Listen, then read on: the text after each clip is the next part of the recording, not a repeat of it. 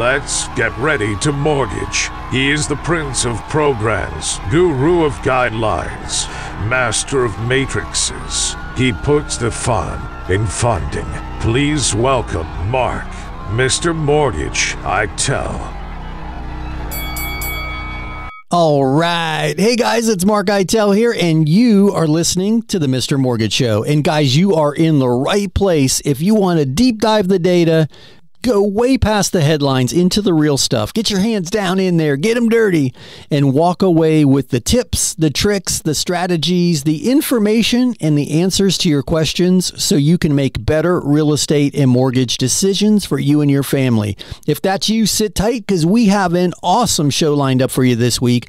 What a great week in mortgage and real estate news. Sometimes this job is difficult because there's not a lot to talk about from week to week. But lately, man, oh man, each week there's been a ton of data, and this was no exception. We started with a big celebration around the CPI numbers, and I'm going to call not so fast on that, but we're going to deep dive that. The CPI number started the celebration this week, and that was followed up by the Fed meeting and the stance on interest rates, his continued pause, and a slight change in the language. Man, what a reaction the market had. We went from pessimism to, on the low end, 3 rate cuts next year, and I've heard as many as 5. And some people are crazy. I definitely want a sip of the cocktail that they're drinking. But guys, I'm not being pessimistic. I'm trying to be a realist. And the call for aggressive rate cuts next year. I know everybody says it's an election year, and I've yet to correlate significant policy change with an election on the Fed side of things, but I'm not saying it can't happen. But what I am saying is sometimes we get a bit overly optimistic and we hear what we want to hear. So one tweak to a portion of the Fed minutes, and all of a sudden we're going to see aggressive rate cuts next year. And I want to be cautious about that, guys, because yes, easing policy is great for all of us because interest rates control so very much. A lot of the inflation is due to interest rates because companies operate on credit lines when they manufacture and they buy and they sell goods, and the interest rate on those credit lines have increased significantly due to the Fed's activity over the last, 12, 18 months. And nobody talks about that. They talk about the direct correlation to credit cards, but they don't talk about all the ancillary effects in the overall economic influence that interest rate hikes have. And then we have a tendency to generalize and assume if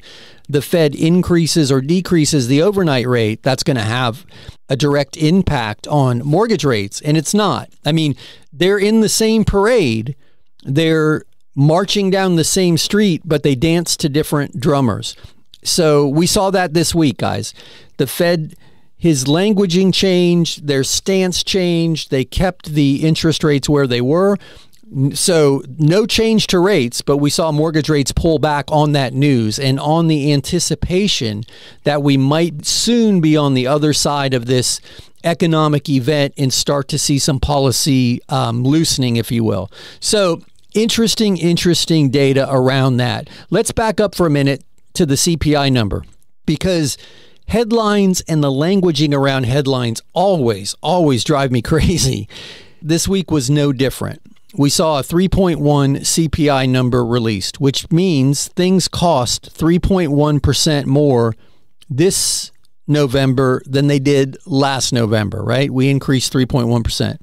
Well, the headline said inflation falls to 3.1%. Well, by definition, inflation can't fall. Inflation is inflating. The elevator is still going up. It's just going up at a slower pace.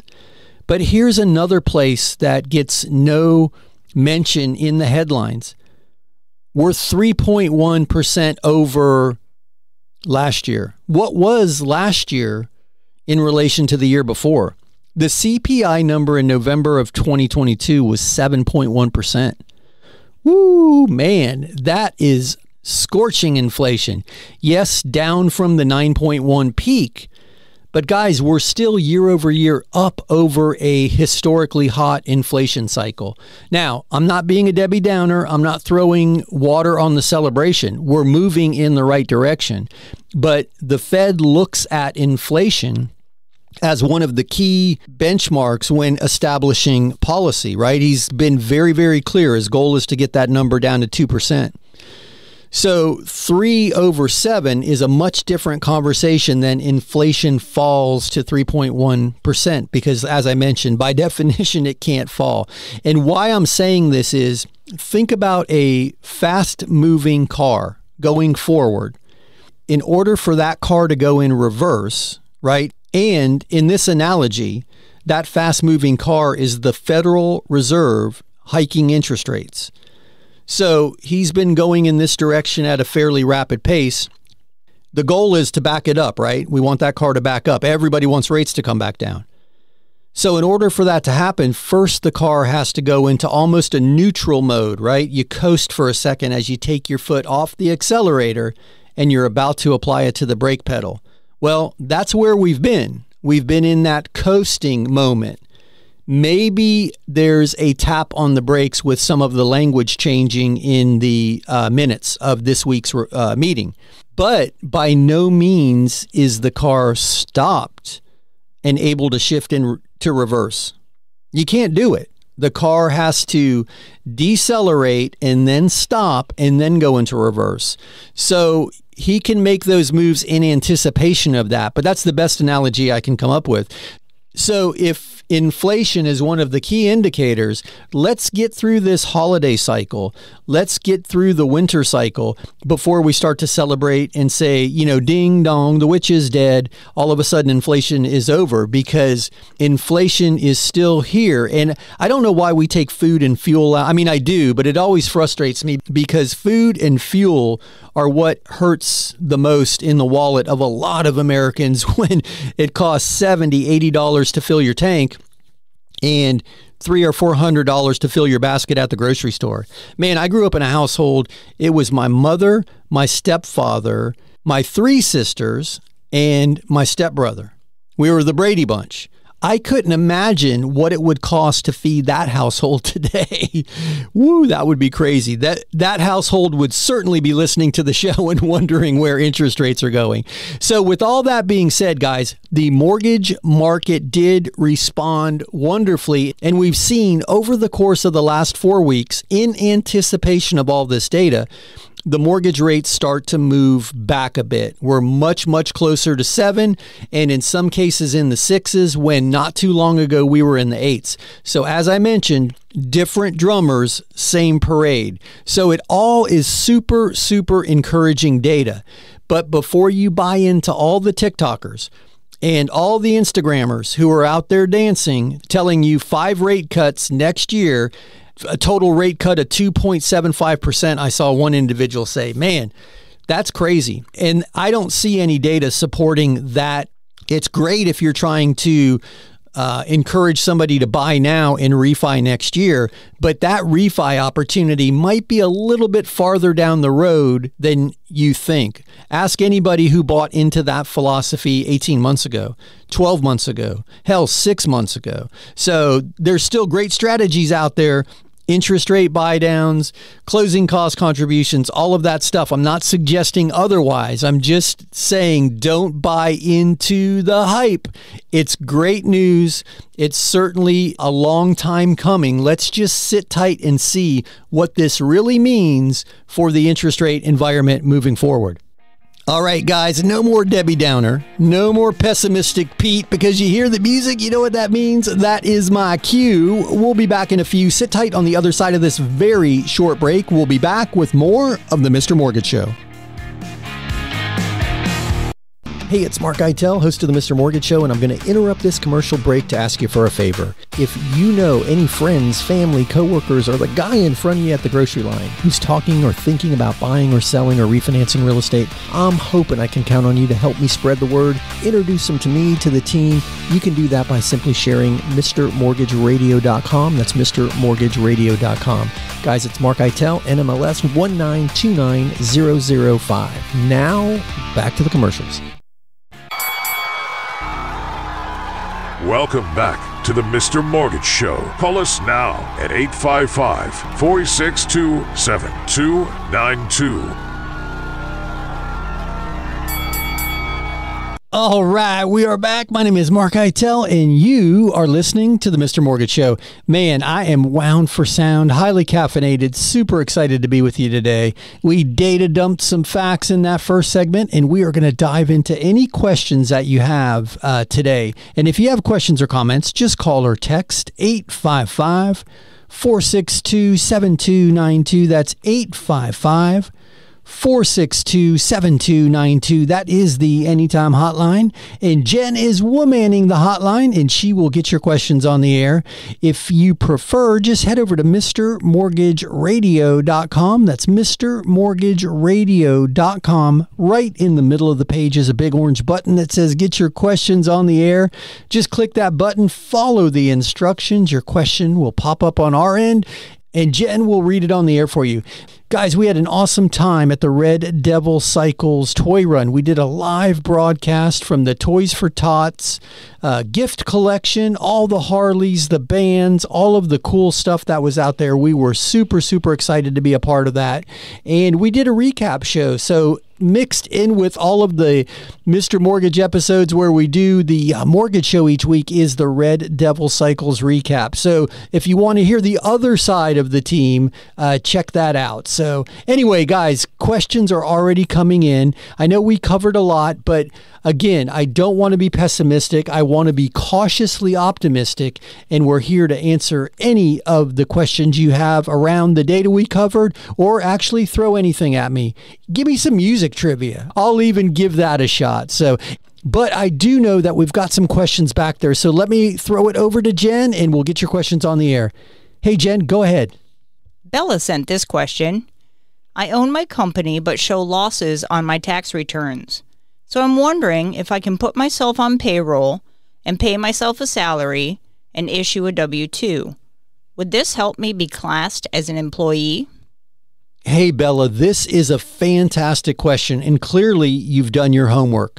Let's back up for a minute for any of the listeners who may not completely grasp where you're going with this, because this is a great, great question. Self-employed borrowers, when you're going full documentation, right? You're fully documenting your income. It requires an evaluation of your tax returns, both business and personal. Now, this is for conventional lending. Yes, there's bank statement programs out there. There's a variety of programs, but for this very reason. If you're trying to get a conventional or FHA or VA or USDA loan, right? Like a normal scenario, you're going to be required to submit those tax returns. Well, Bella clearly has an awesome CPA who beats that number up, and there's not enough income on those tax returns, or in some cases, a loss on those tax returns. So on paper, you're not making any money. Well, the guidelines for employees who get paid via a W-2 is just 2 years of W-2s and the most recent 30 days worth of pay stubs. So Bella, great, great question. You're super, super creative. You've obviously done some research. Sadly, the answer is no, because you own more than 25% of your business, or assuming that you own, maybe you own less than 25%, but that's the threshold, guys. If you own more than 25% of the company that you're employed by, you are quote unquote self-employed. And then those tax returns are going to become an issue. So even though you are a W-2 employee of your own company, you're self-employed by that metric. So in most cases, it's not going to work. You're still going to be underwritten as a full-fledged self-employed borrower. This is a great question, and I do get this question from time to time.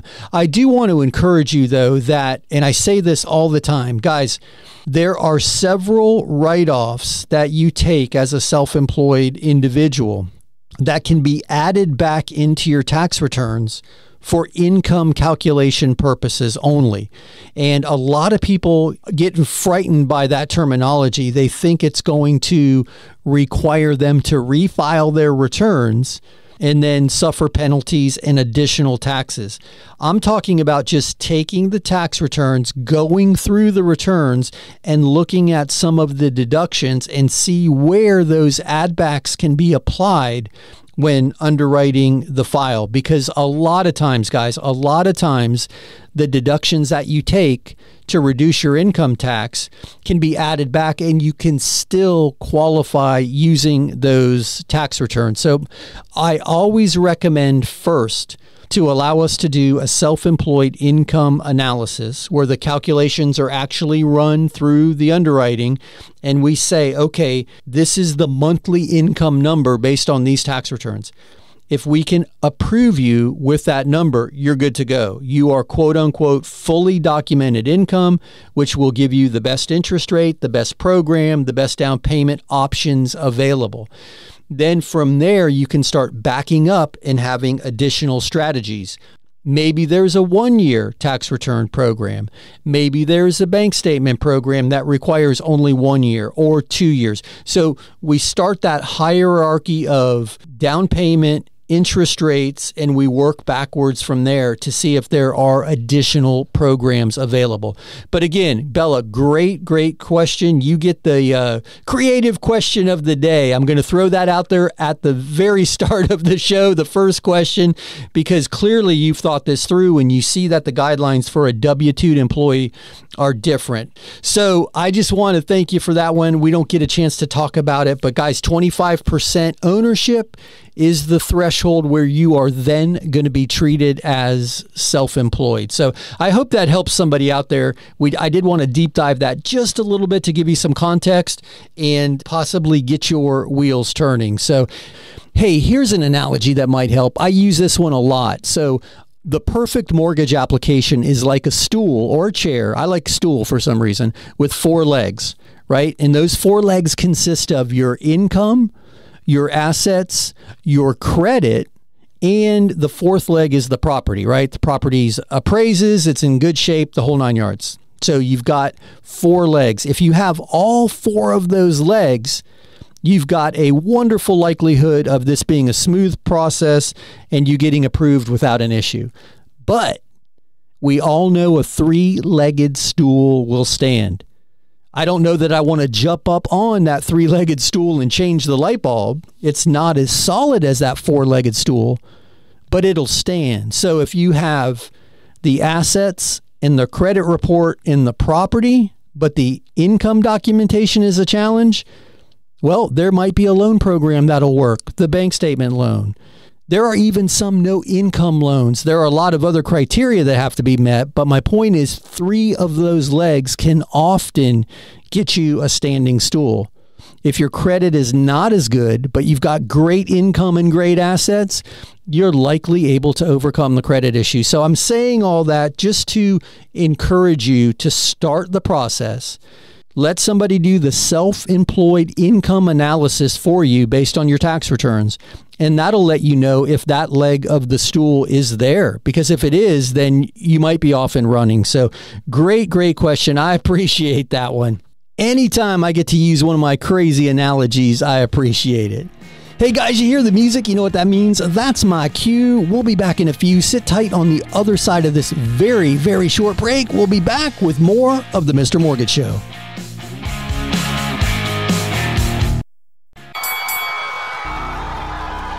Welcome back to the Mr. Mortgage Show. Call us now at 855-462-7292. All right, we are back. My name is Mark Eitel, and you are listening to the Mr. Mortgage Show. And friends, we are so glad that you're with us today. We've covered a lot, but we've got a lot more to get to. And if you want to be a part of it, just call or text your questions to Jen. She is womanning the Anytime Hotline, and that Anytime Hotline number is 855 855-462-7292. Again, that's 855-462-7292. You can call or text the Anytime hotline or head over to MrMortgageRadio.com. That's MrMortgageRadio.com. Right in the middle of the page, right under my ugly mug, is a big orange button that says get your questions on the air. If you click that button and follow the instructions, your questions will pop up on the screen and Jen will read them on the air for you. But guys, let's keep it rolling. We just talked about self-employed borrowers and the often overlooked opportunity around getting that self-employed income analysis done, because you might be surprised to realize how much your income will increase once those add backs are attributed to it. So, and keep in mind, guys, has nothing to do with refiling your tax returns. It's just an income verification underwriting guideline that allows some of those write-offs to be added back. But let's keep the party rolling. Hey, Jen, do you have another question? Donna emailed us. I've seen several headlines saying rates have come down recently, but my bank says the HELOC rates are still the same. Does this seem right? Hey, that was Donna. Great question. We kind of alluded to that in the opening segment, right? That we're talking about mortgage rates and the prime rate, if you will. Every time he raises or cuts rates, that number goes up or down accordingly. And that's what you're going to see moving forward, right? Mortgage rates have fallen, but the Federal Reserve has not started cutting interest rates, and there's debate when or if that's going to happen. As I mentioned, we talked about that. So until they start cutting, you're not going to see things like home equity lines of credit or business lines of credit or the credit cards come back down, those interest rates. So just keep that in mind. Mortgage rates and adjustable rate consumer debt, which a HELOC is typically classed as, will move in different sequences at different times for often different reasons. So your bank is not wrong. We have not seen downward adjustments on home equity lines of credit. And that's an interesting conversation, because if you're taking a home equity line of credit to pay off a bunch of high interest rate debt, and that interest rate that you're getting from the bank on your HELOC is no longer attractive, check out the rec refi. That's the purpose of that loan. Reduce, eliminate, and consolidate your payments so you can pay some things off and reduce your monthly payments by consolidating it together. And it doesn't always work, guys. Sometimes you just have too much consumer debt.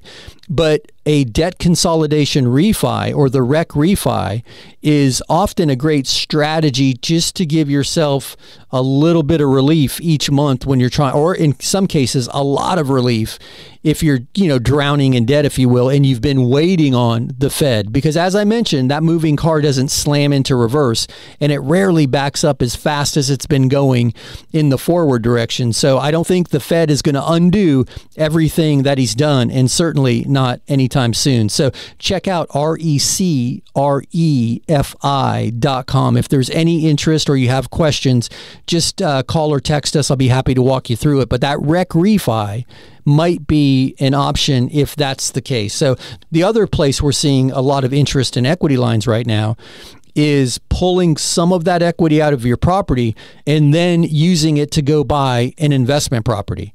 We talk a lot about a variety of strategies around buying an investment property, and one of them is to extract some equity. And the bank's always the best place to start for an equity line. I know there are a lot of mortgage brokerages out there on TikTok and Facebook talking about it, but the bank oftentimes has the lowest interest rate and the lowest fees to originate an equity line. But great question. Hey, Jen, throw me another one. Nick sent this text. What is the down payment requirement for the landlord loan? Does it change based on the property? We're looking at a fourplex. Hey, Nick, this is a great question. The landlord loan down payment from a single unit to a 4-unit is the same. Sometimes if you get over the 4-unit, the guidelines will change. But right now, today, you can count on putting between 20 and 25% down. In the height of the craziness, you could get away with as little as 15%, but plan on 25, worst case scenario. And then if the property cash flows, You don't need to disclose personal income, which is a big, big plus for a lot of people with that landlord loan. So 25% down payment. If the rental income supports the carrying costs, principal, interest, taxes, and insurance on the property, then it pencils and it's a fundable deal. So assuming that you've got the credit and the assets, because you will have to have some reserves, you're good to go. But great question. I appreciate that. And anybody who's out there thinking about buying investment property, we've got a strategy in place where parents are buying investment properties with the intent to sell them to their children later because they've seen this rapid appreciation cycle, and their fear is their kids are never going to be able to buy a house because of where prices and rates have gone to. So they're thinking, hey, I can pull some equity out of my house. My kid is 15. I'll put a tenant in there. In 10 years, when he's finished with school or she's finished with school, I can sell them the property with a gift of equity.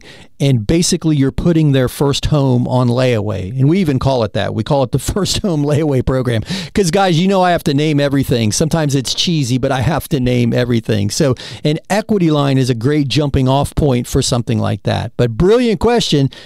Hey, Jen, can we squeeze in another? Jared emailed this one. We're selling our home without a real estate agent. We're getting offers, but how do I know if the buyer is approved for a mortgage? What should I ask? Hey, Jared, this is a great question. But before I answer it, clearly you do not have the book, because if you had the book, you would know the answer. Guys, before I answer this question, if anybody out there is thinking of braving the for sale by owner and you don't want to end up wondering how you evaluate an offer or at least an approval that's accompanying an offer, check out FSBOZILLA.com. That's FSBOZilla. I love that name. Again, guys, I got to name everything, and sometimes they're corny, but we wrote a book and 4 how-to guides designed specifically for people who are trying to brave the waters and do it themselves. And guys, I get it, right? You're trying to do the very, very best for you and your family and extract as much profit out of that asset as you can. I commend you.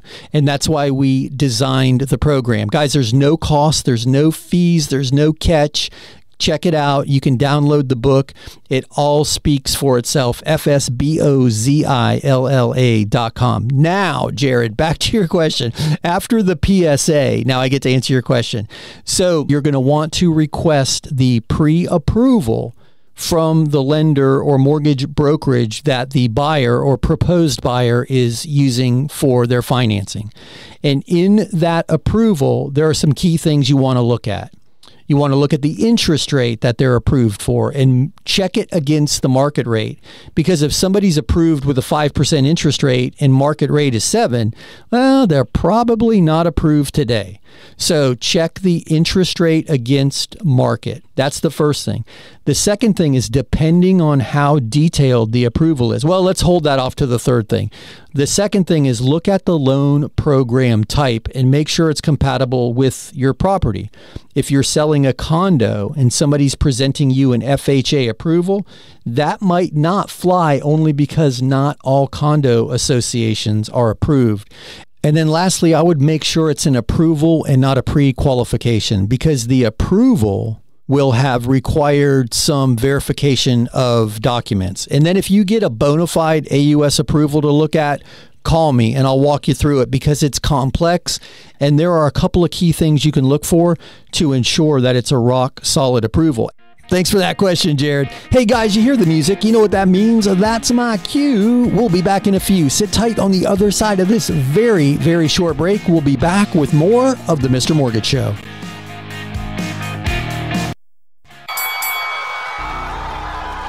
Welcome back to the Mr. Mortgage Show. Call us now at 855-462-7292.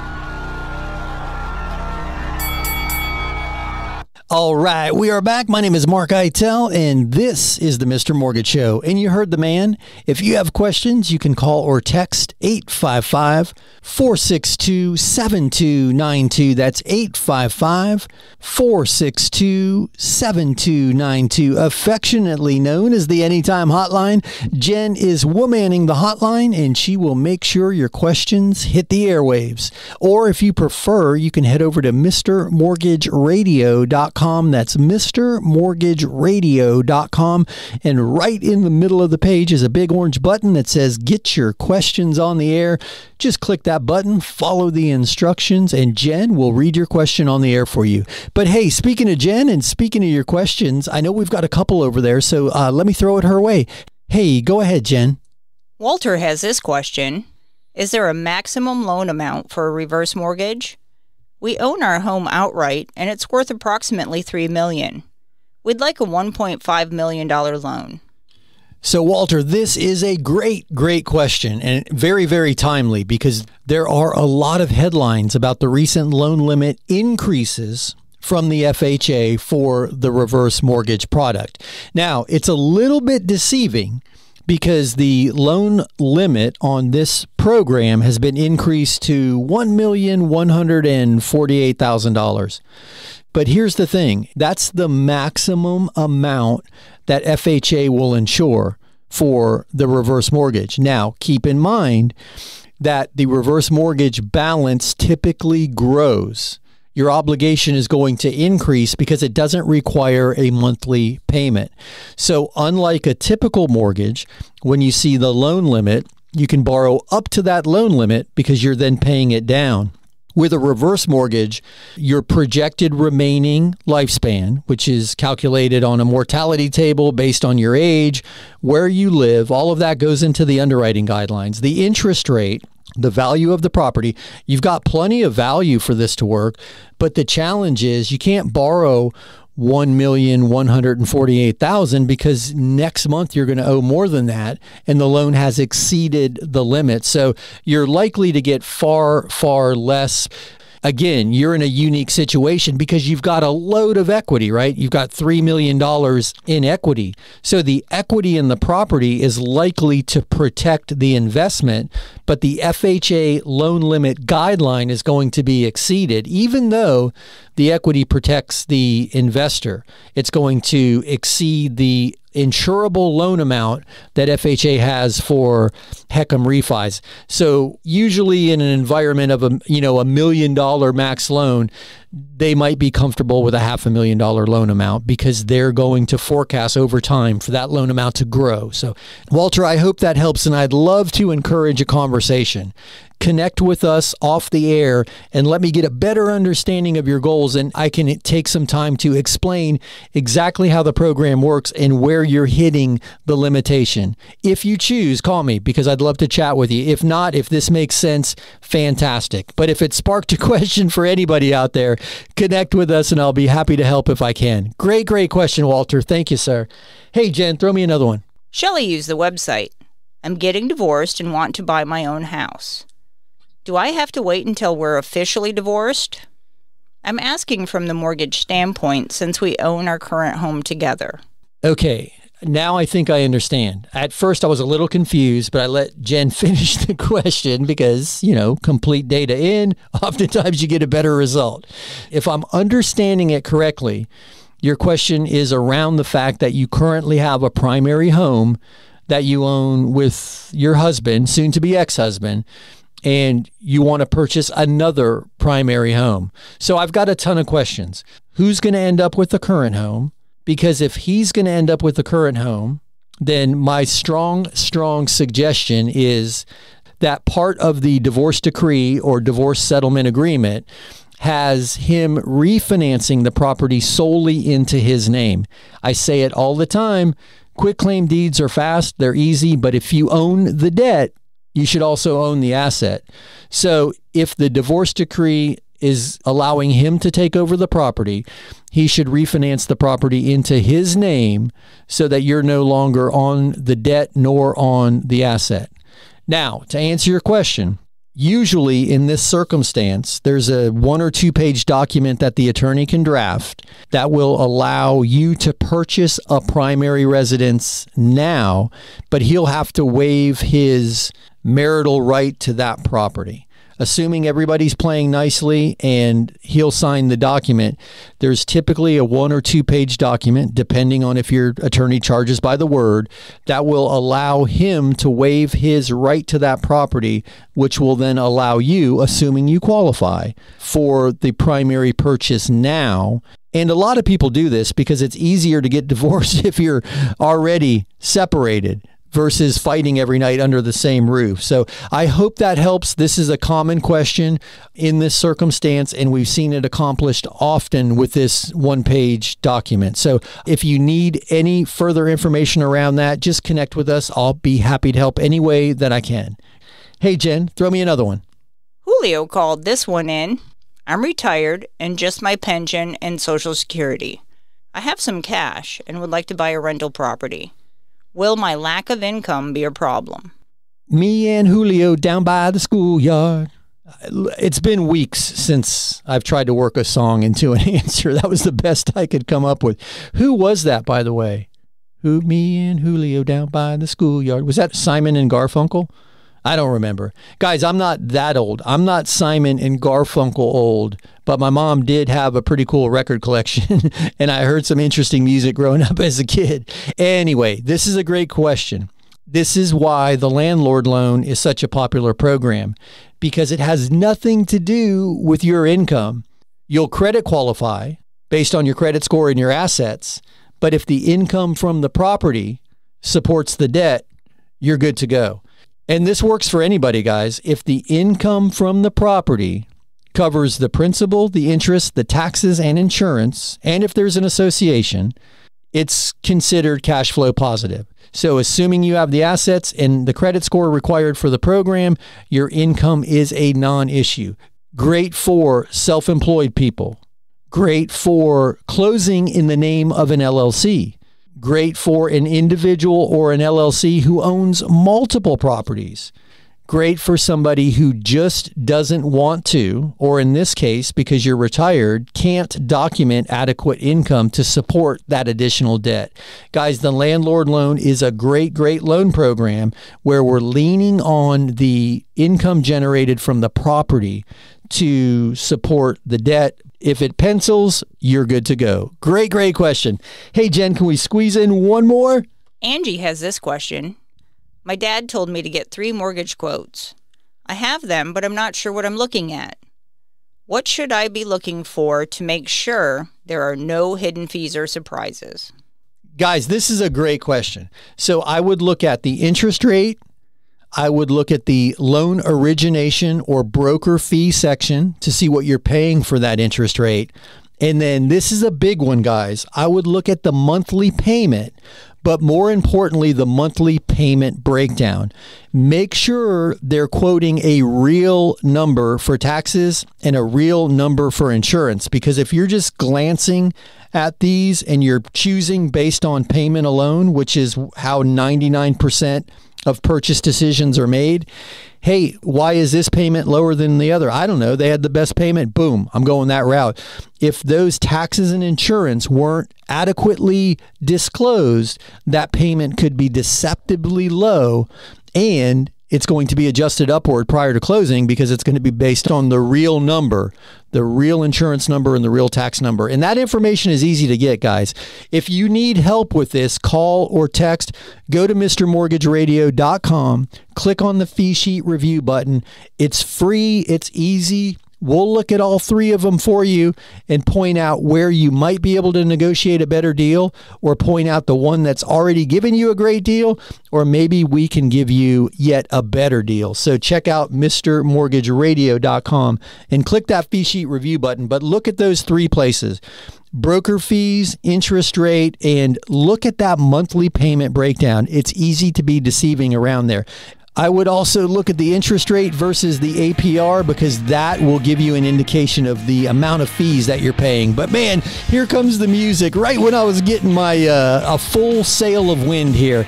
Guys, you hear the music, you know what that means. We have wrapped up another episode of the Mr. Mortgage Show.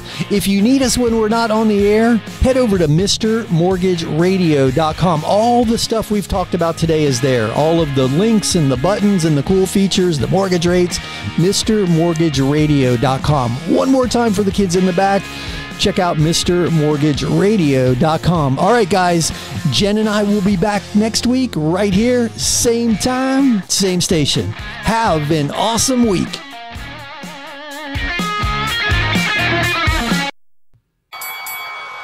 That's a wrap. Join Mark Eitel next week for more thrilling, edge-of-your-seat discussions about real estate and mortgages right here on The Mr. Mortgage Show.